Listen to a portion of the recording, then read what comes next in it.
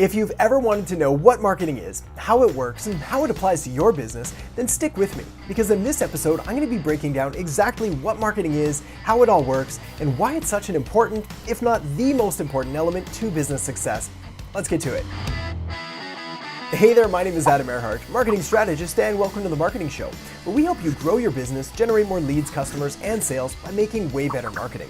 So if you're interested in learning the latest and greatest marketing strategies, tools, tips, tricks, and tactics, well, you may want to consider subscribing and hitting that notification bell. All right, let's talk marketing. Something I love to do, as I fell in love with marketing years ago when I first got interested in figuring out why people buy and act the way they do, and later how to influence and persuade, essentially affect human behavior. Because whether you have a business or not, marketing happens pretty much every day. Anytime you try to convince friends or family to see a certain movie, or eat at this restaurant, or not that, or basically try to convince them to do anything, marketing's happening. Also, marketing is really important to understand because you are constantly being marketed to by everyone from everywhere. From something as simple as someone trying to sell you a pair of shoes to something a lot bigger, like buying a new house, or moving across the country, or even changing careers. All of this requires and uses marketing. So with all that said, let's dive into it. But first, let's cover what marketing is not. So once we've got that clear, we can cover exactly what it is. Now, I know when I first got involved with marketing, my understanding was pretty limited. I didn't really have a clear picture of exactly what marketing was, so I also kind of fell prey to the notion that marketing was advertising. Well, in reality, marketing isn't advertising, but advertising is marketing.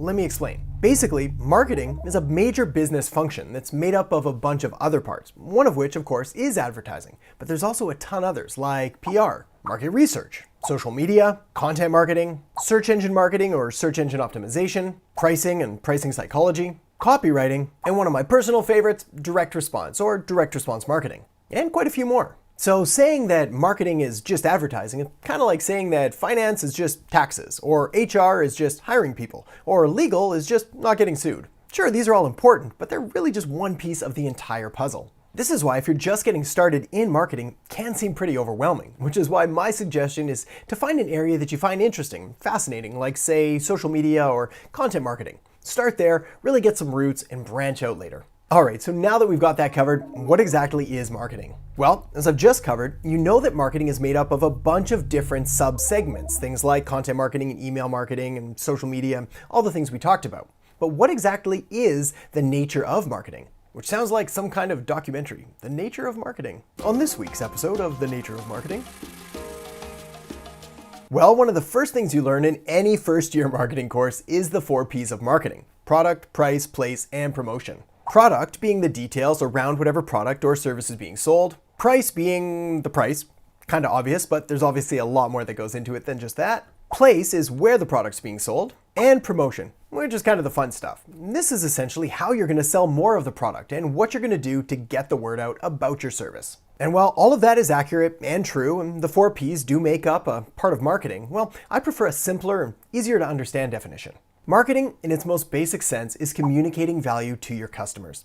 It's essentially answering the question of your customers, why should I care? Marketing helps people solve their problems by clearly defining and delivering solutions and really explaining the benefits of those solutions so they can get better results. Marketing is about connecting with people, understanding their pains and their problems and their frustrations, making them feel understood so that you can position your business as the solution to their problems, and essentially just make them feel better. And marketing is a really powerful force. As anyone that's been in business for any length of time can tell you, it's not always the best product or service that wins. In fact, it rarely is. Rather, it's the product or service with the best marketing. Like it or not, that's just kind of how it works, which is why having good marketing is just so important. So my favorite definition of marketing is that it's communicating value to your customers, but there's another side entirely that's rarely talked about, but still equally powerful, and that's creating value for your customers. You see, marketing can create value, and your marketing in and of itself can be valuable. An example could be a blog post that helps someone out,